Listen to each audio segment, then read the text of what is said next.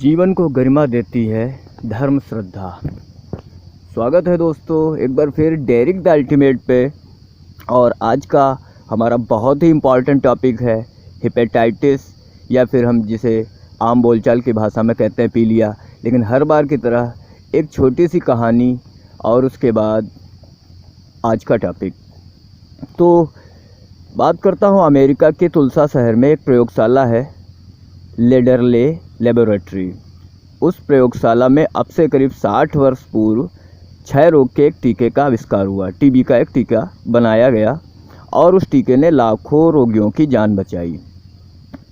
प्रयोगशाला के कंपाउंड में एक भारतीय की प्रतिमा लगी है और उस प्रतिमा के नीचे लिखा है, विज्ञान केवल आयु बढ़ाता है, धर्म उसे गहरा करता है।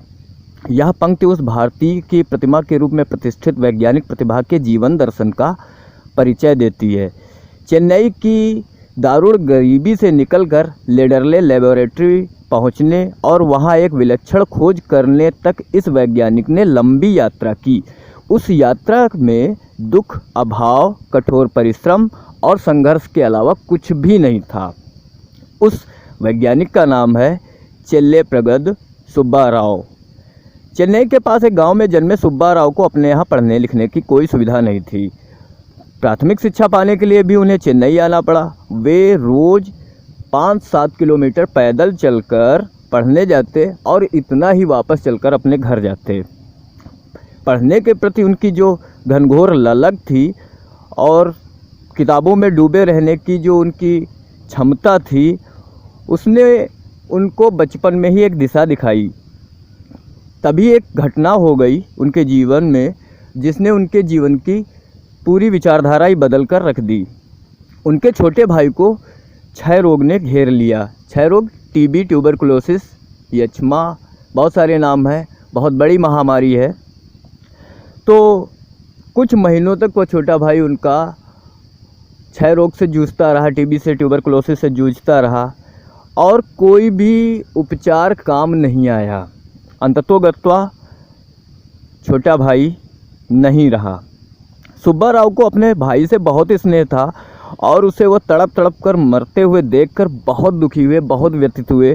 व्यथा वेदना के उन्हीं क्षणों में उन्होंने एक निश्चय किया कि अपने आप को इस रोग से लड़ने के लिए खपा देंगे। उन्होंने तय कर लिया, अपने जीवन का एक उद्देश्य बना लिया कि अब ये टीबी का जो रोग है इसके लिए कोई ना कोई वह उपचार ज़रूर बनाएंगे, अपना पूरा जीवन इसी में लगाएंगे। संयोग से उन्हीं दिनों सुब्बा राव को वाल्मीकि रामायण हाथ में लग गई।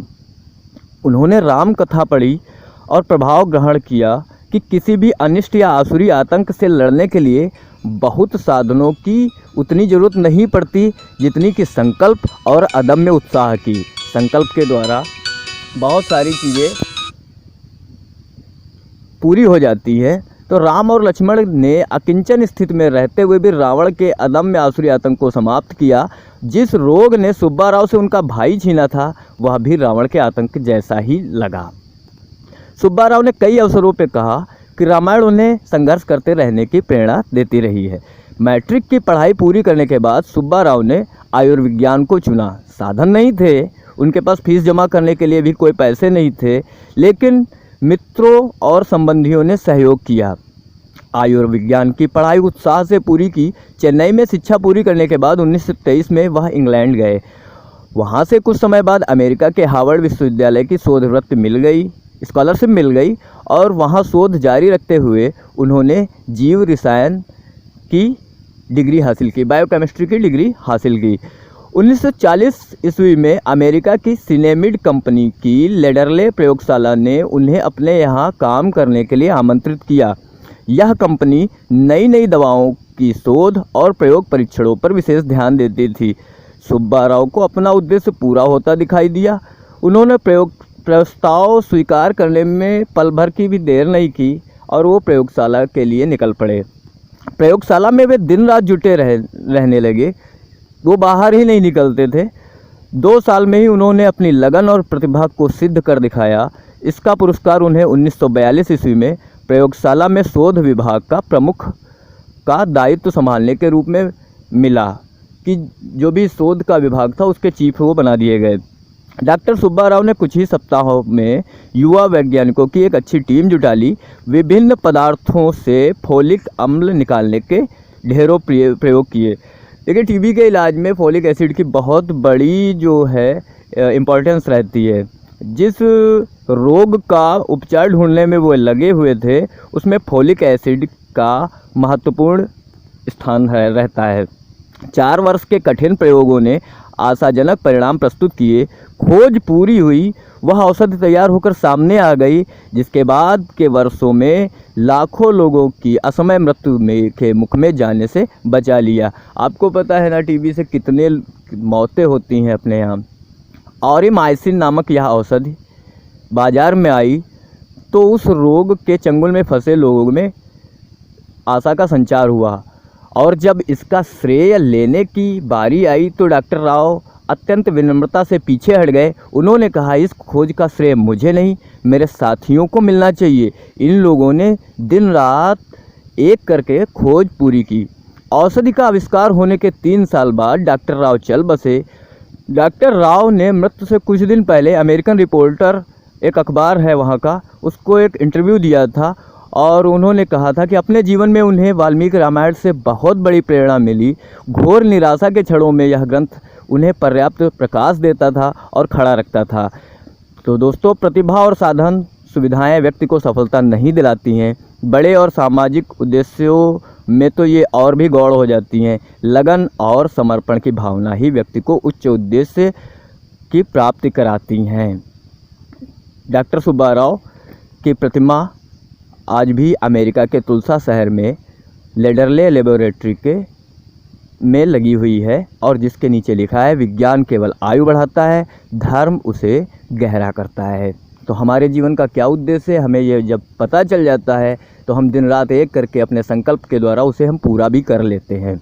आता हूँ दोस्तों अपने टॉपिक की तरफ, हेपेटाइटिस या फिर पीलिया। Hepatitis is a systemic infection of the liver cells with different viruses. Hepatitis or jaundice is the disease that means the necrosis of liver cell. तो यह एक क्रमिक संक्रमण है लीवर की कोशिकाओं का, यकृत की कोशिकाओं का, जो कि विभिन्न प्रकार के विषाणुओं के द्वारा संक्रमित किया जाता है और इसे पीलिया के नाम से भी जाना जाता है। और इसमें क्या होता है कि जो यकृत की कोशिकाएं होती हैं उनकी नेक्रोसिस हो जाती है, उनका विघटन होने लगता है, जिसके कारण शरीर की तमाम तरह की क्रियाविधियां जो होती है वो डिस्टर्ब हो जाती हैं। In this disease the bile juice prepared by the liver cells travels back into the blood and throughout the body instead of going into the small intestine through the bile duct.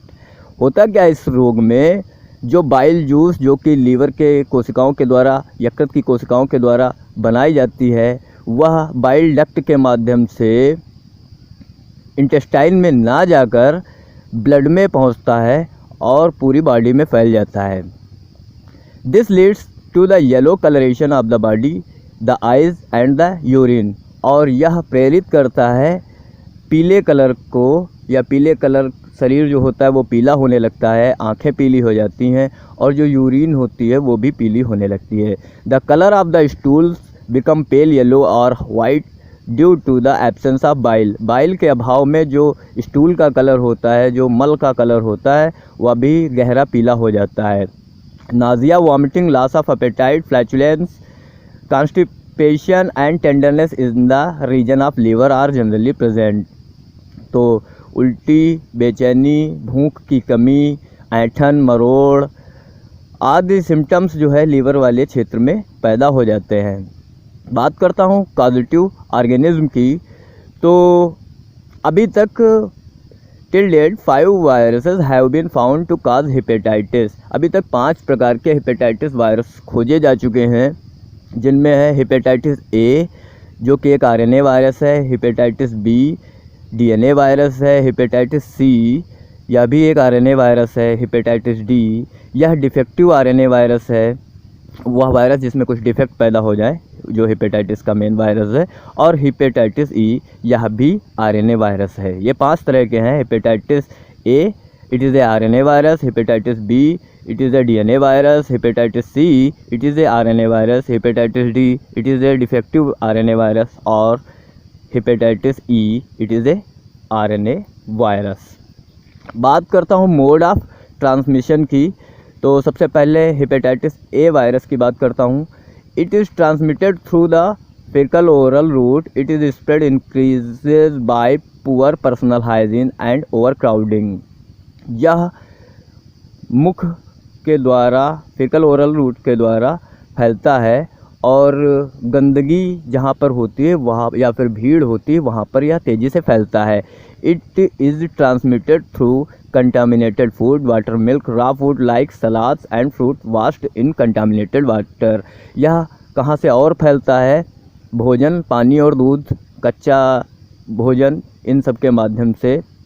जैसे सलाद है, फल है, या तो वो धोए नहीं जा रहे हैं, और अगर धोए जा रहे हैं तो संक्रमित पानी से, संक्रमित जल से धोए जा रहे हैं, तब भी यह बहुत तेज़ी से फैलता है. नॉर्मली पीलिया जो रोग होता है वो HIV वायरस के द्वारा ही संक्रमित लोगों में होता है और ये गंदगी के कारण ही होता है. बात करता हूँ HBV या फिर हेपेटाइटिस बी वायरस. 3 तरीके से फैलता है. Parenteral route through infected blood, serum, contaminated needles, contaminated piercing instruments. Main सबसे बड़ा जो इन्फेक्शन का कारण है कि किसी का रक्त या सीरम या फिर कोई सुई जो संक्रमित है या कोई इंस्ट्रूमेंट जो बॉडी में इंजेक्ट किया जाता है, डाला जाता है, अगर वह पहले से संक्रमित है तो संक्रमण फैल जाएगा. दूसरा है non parenteral route through exchange of body fluids, saliva, semen etcetera. Non parenteral route में अगर कोई बॉडी का लिक्विड है, फ्लड है, द्रव है, जैसे सलीवा है या फिर सीमेन है, सेक्सुअल रिलेशन किसी से अगर बनाए जाते हैं, अगर कोई इन्फेक्टेड पर्सन है तो वो दूसरे को इन्फेक्शन दे देगा. तीसरा है from infected mothers to their newborn. It has been recognised that major route of HBV transmission is percutaneous. That is why it known as serum hepatitis. और अगर कोई माता संक्रमित है तो उसके बच्चे में भी ये फैल जाता है और इसका ट्रांसमिशन ज़्यादातर परक्यूटेनियस होता है, इसीलिए सीरम हेपेटाइटिस इसे कहते हैं, क्योंकि ये लिक्विड के माध्यम से फैलता है. तो सुई या इंजेक्शन का इस्तेमाल करते हुए या किसी का ब्लड अगर हम डोनेशन कर रहे हैं तो प्रयास हमें यही करना चाहिए कि हमें ब्लड अपने फैमिली या फिर जो रिलेटिव हैं उनका ही चढ़ाना चाहिए. बात करता हूँ HCV hepatitis C virus. It is transmitted through the percutaneous and non percutaneous route. जैसे कि पहले HBV में हमने देखा कि वो पैरेंटल रूट से फैलता है, सेम यह भी उसी तरीके से रक्त चढ़ाने में, ब्लड ट्रांसफ्यूशन, हीमोडायलिसिस है तो अगर कोई डायलिसिस हो रही है, अगर उसमें किसी का संक्रमित व्यक्ति का ब्लड चढ़ाया जा रहा है तो यह फैलने की इसकी संभावना बढ़ जाती है. बात करता हूँ HDV या हेपेटाइटिस डी वायरस की. Its infection is endemic among those with hepatitis B. The disease is transmitted predominantly by non percutaneous route. यह मोस्टली उन लोगों में देखा जाता है जो हेपेटाइटिस बी से इन्फेक्टेड होते हैं और इनमें इसके HDV हेपेटाइटिस डी वायरस के लक्षण अपने आप उत्पन्न हो जाते हैं. HEV हेपेटाइटिस ई वायरस की बात करूँ तो it is transmitted through contaminated food and water. संक्रमित भोजन और जल के माध्यम से हेपेटाइटिस ई वायरस फैलता है. और ख़ासतौर से HEV जब बारिश का सीज़न आता है या बाढ़ पीड़ित क्षेत्र होता है तो वहाँ पर संक्रमित जल लोगों को मिलता है और वहाँ पर फैलने की संभावना बढ़ जाती है. ख़ासतौर से हेपेटाइटिस ए और हेपेटाइटिस ई वायरस जो होता है वह गंदे पानी और गंदे भोजन के कारण ही फैलता है. अब बात करता हूँ इंक्यूबेशन पीरियड या उद्भवन काल की. 4 वीक्स टू 6 वीक्स, 4 सप्ताह से 6 सप्ताह तक, 1 से 1.5 महीने लगता है इसको फैलने में. क्लिनिकल फीचर्स पे बात करूँ, जो भी इसके नैदानिक लक्षण होते हैं तो इसकी 2 स्टेजेस होती हैं. पहला होता है प्रीजॉइंडिस फेज़ और दूसरा होता है जॉइंडिस फेज़. जॉइंडिस को पीलिया कॉमन भाषा में कहा जाता है, लेकिन इसके 2 फेजेस होते हैं. अगर नैदानिक लक्षणों की बात करें हम, प्रीजॉइंडिस फेज़ में क्या होता है? Anorexia, nausea and vomiting, fatigue, malaise, arthralgias, myalgias, headache, photophobia, cough and low grade fever and sometimes pain in abdomen may precede the onset of jaundice by 1 to 2 weeks. भूख ना लगना एनोरेक्सिया, नाजिया एंड वॉमिटिंग, मितली महसूस होना या उल्टी होना, fatigue, नींद ना आना, मलाइज, बेचैनी, अर्थ्राल्गियाज, जोड़ों में दर्द, माइएल्गियाज, जकड़न या मसल पेन कह सकते हैं, हेडेक, सर दर्द, फोटोफोबिया, धूप के कारण आँखों का खुलने में जो है आँखों को खुलने में समस्या होती है, फोटोफोबिया उसे कहते हैं, कफ, खांसी, लो ग्रेड फीवर यानी कम ताप का बुखार and sometime pain in abdomen, पेट के निचले हिस्से में दर्द होता है। 1 या 2 सप्ताह के भीतर ही ये सिम्टम्स दिखते हैं। कौन कौन से, फिर से बता रहा हूँ कि anorexia, nausea and vomiting, fatigue, malaise, arthralgias, myalgias, headache, photophobia, cough and low grade fever. अब बात करता हूँ जॉन्डिस फेज, सेकेंड जो फेज होती है। The objective signs of the disease is present of dark urine. अब किसी का जो यूरिन है, मूत्र है, वो अधिक गहरा हो जाता है, गहरे पीले रंग का हो जाता है। सबसे बड़ा साइन है जॉन्डिस का। आपने देखा भी होगा कि नाखून भी पीले हो जाते हैं, आँख की पुतली भी पीली हो जाती है, हथेली भी पीली हो जाती है और यूरिन भी पीली होता है। Yellow discolouration of the eyes and pale stool and inflammation of the liver, however other symptoms reduce. Liver में स्वेलिंग आ जाती है, सूजन आ जाती है। इसके अलावा आँखों का और जो मल होता है उसका भी कलर पीला होता चला जाता है। अब बात करता हूँ प्रिवेंशन की, से बचाव क्या है, कैसे रोकथाम की जा सकती है। Physical isolation of patient with hepatitis to single room is rarely necessary except in case of faecal incontinence for HIV and HEV और uncontrolled voluminous bleeding for HBV and HCV। सबसे बेहतर तरीका है कि किसी भी पेशेंट का फिजिकल आइसोलेशन कर दिया जाए, उसे एक नितांत अलग कमरा दे दिया जाए जिसमें ही वह उस दिनचर्या पूरी करे। कुछ केसों में होता क्या है, ब्लीडिंग स्टार्ट हो जाती है पेशेंट के, तो ऐसे केसों को छोड़ करके और उनको जो है हम आइसोलेट रखते हैं। इसके अलावा gloves should be worn when the bed pans or fecal material of patient with hepatitis A are handled। जिस बंदे को पीलिया है उसको उसका अगर कोई भी खाने पीने का सामान हम हैंडल कर रहे हैं, बर्तन हैंडल कर रहे हैं या उसका मलमूत्र को साफ़ कर रहे हैं, तो हमें ग्लव्स ज़रूर पहनने चाहिए, दस्ताने हाथों में होने चाहिए। वैक्सीन की बात करूं, वैक्सीन और इम्यूनाइजेशन, तो there therapy for viral hepatitis is limited, therefore emphasis is placed on prevention through immunisation. देखिए, हेपेटाइटिस के जो वायरस हैं उनके अभी बहुत सीमित ही वैक्सीन तैयार हैं।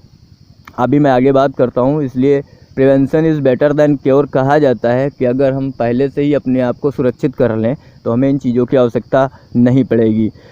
HIV हेपेटाइटिस A की जो वैक्सीन आती है उसे हैवरिक्स बोलते हैं। This vaccine is safe and effective, it is effective for long term prevention of type A hepatitis. यह जो हैवरिक्स वैक्सीन है बहुत ही सुरक्षित और इफ़ेक्टिव मानी जाती है, कारगर मानी जाती है टाइप A हेपेटाइटिस या पीलिया को रोकने में। 2 doses are recommended for adult and 3 doses for children under 18 years of the age to provide prolonged protection। 2 खुराकें recommend की जाती हैं, दी जाती हैं जो एडल्ट होता है, जवान व्यक्ति के लिए, और अगर कोई बच्चा है 18 साल से नीचे है तो उसे 3 डोजें दी जाती हैं, और जिससे कि उसे लंबा सा एक प्रतिरक्षिता उसके अंदर पैदा हो जाती है और जिससे कि वह भविष्य में HIV या हेपेटाइटिस A के संक्रमण से बच जाता है। दरअसल ये एक इम्यूनोग्लोबुलिन प्रोटीन होता है हमारी बॉडी में, उसी का जो है प्रतिरक्षिता ये पैदा करता है विषाणु के विरुद्ध, उसी का इंजेक्शन होता है। बात करता हूँ हेपेटाइटिस B वैक्सीन की, जिसको कहते हैं Engerix B। It gives prolong protection but 3 shots over half year are usually required. यह हेपेटाइटिस बी के प्रतिरक्षता काफ़ी लंबे समय तक देता है और इसकी 3 खुराकें आवश्यक होती हैं किसी भी पर्सन के लिए, लोग के लिए। यह क्या होता है, इसके अंदर क्या होता है कि बहुत ही कम मात्रा में वायरस जो हेपेटाइटिस बी हैं वो वैक्सीन के माध्यम से शरीर में इंटर कराते हैं, जिसके कारण हमारे शरीर में इम्यूनिटी पैदा हो जाती है उसके अगेंस्ट। और इसकी 3 खुराकें दी जाती हैं 6 महीने के अंतराल पर। इसके बाद अगर कोई बंदे को संक्रमण हो गया है हेपेटाइटिस बी के, तो उसके इलाज में और संक्रमण की पुनरावृत्ति रोकने के लिए HBIG यानी कि ह्यूमन बी इम्यूनोग्लोबुलिन की सुई दी जाती है, इंजेक्शन दिया जाता है। बात करता हूँ HCV, HDV और HEV की वैक्सीन की। There is no vaccine available in the market. अभी तक जो है हेपेटाइटिस सी, हेपेटाइटिस डी और हेपेटाइटिस ई की कोई भी वैक्सीन नहीं बन पाई है। इसलिए हमें इसीलिए मैंने कहा कि prevention is better than cure, क्योंकि 2 तरह की वैक्सीन तो अवेलेबल है, हैवेरिक्स और एनर्जिक्स, लेकिन HCV, हेपेटाइटिस सी, डी और हेपेटाइटिस ई की कोई भी वैक्सीन अभी भी मार्केट में अवेलेबल नहीं है। बात करता हूँ ट्रीटमेंट की, तो सबसे पहला ट्रीटमेंट क्या है, safe water supply. Measures should be adopted to supply safe water. The contaminated water may be treated with chlorine. सबसे पहला का जो हम एक ट्रीटमेंट का जब स्टार्ट करते हैं तो जल की सप्लाई, जहाँ से भी पानी की सप्लाई होती है वहाँ पर सफाई का विशेष ध्यान दिया जाता है और पानी को अधिकतर क्लोरीन से ट्रीट किया जाता है। क्लोरीन क्या करता है, स्टरलाइज कर देता है पानी को और निष्क्रिय कर देता है हेपेटाइटिस वायरस को। दूसरा, the HIV can be inactivated by boiling and also with a high concentration of chlorine more than 1 ppm residual chlorine.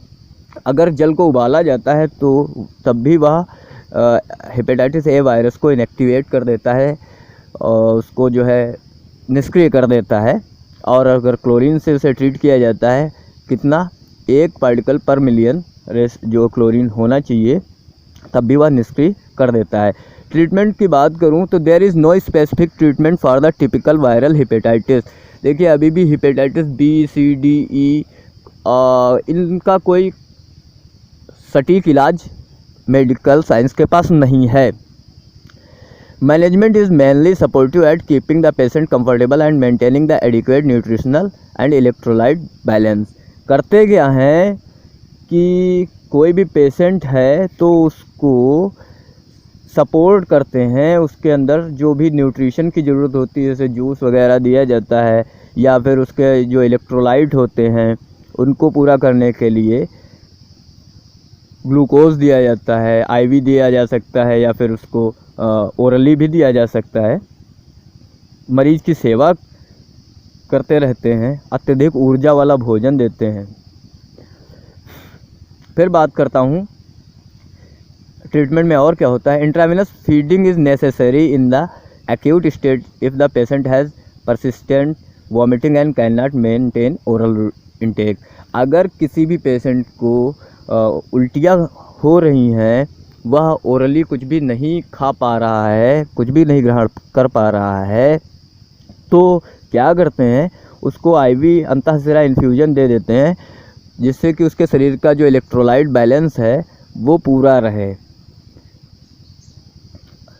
इसमें सबसे बेहतर चीज़ क्या होती है, self care measures, rest, plenty of fluids, nutrients, low fat high calorie diet. Patient को आराम कराना चाहिए, लिक्विड की मात्रा उसके भोजन में बढ़ा देनी चाहिए, ख़ासतौर से न्यूट्रिशंस जिसमें हो। लो फैट वाली जो न्यूट्रिशंस हैं, मान लीजिए अगर दूध भी दिया जा रहा है, वैसे तो दूध नहीं दिया जाता है, लेकिन फ़ैट वाले आइटम जो है वो लीवर को नुकसान कराते हैं, तो बहुत ही कम मात्रा में फ़ैट हो ऐसा जो उसका आहार होना चाहिए, पूरक आहार होना चाहिए। और हाई कैलोरी डाइट, और उसे पर्याप्त ऊर्जा वाला, अत्यधिक ऊर्जा वाला भोजन दे देना चाहिए। देखिए पीलिया के कारण किसी मरीज़ के यकृत में बहुत ज़्यादा हेपेटिक नेक्रोसिस या अत्यधिक क्षति हो जाती है।